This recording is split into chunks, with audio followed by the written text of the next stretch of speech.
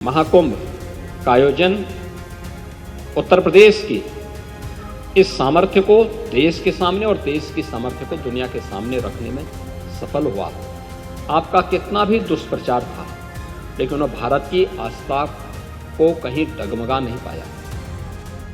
उत्तर प्रदेश विधानसभा के बजट सत्र के 9वें दिन एक बार फिर मुख्यमंत्री योगी आदित्यनाथ ने विपक्ष पर जमकर निशाना साधा और महाकुंभ को लेकर देश की जनता के बीच दुष्प्रचार करने का आरोप भी लगाया।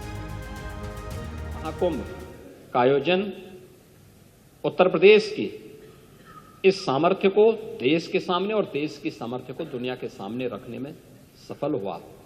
आपका कितना भी दुष्प्रचार था, लेकिन वह भारत की आस्था को कहीं डगमगा नहीं पाया। आप लगातार दुष्प्रचार करते रहे और आप लोगों का यह सबसे बड़ा हथियार था। आप लोगों ने इसके लिए बहुत तरीके से इसको लोगों के सामने बहुत नकारात्मक तरीके से प्रस्तुत करने का प्रयास किया, लेकिन आपकी नकारात्मक बातों पे न प्रदेश की जनता को न देश की जनता को ही विश्वास था।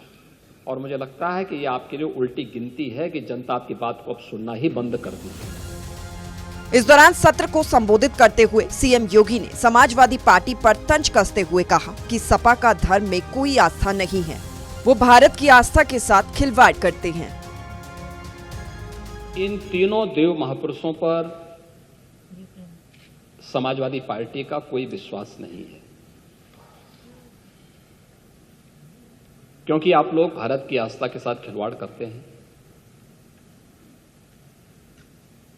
आपने कहा कि हमारी सोच सांप्रदायिक है। आप मुझे बताइए कि हमारी सोच कहां से सांप्रदायिक है? हम तो सबका साथ, सबके विकास की बात कर रहे हैं।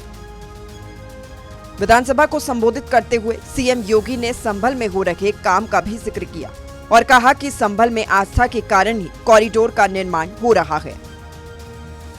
आस्था नहीं तो ये जो हम कर रहे हैं ना, संभल में भी कर रहे हैं, ये आस्था का ही सवाल है। ये आस्था का ही सवाल है। ये जो कॉरिडोर बन रहे हैं, ये आस्था का ही सवाल है।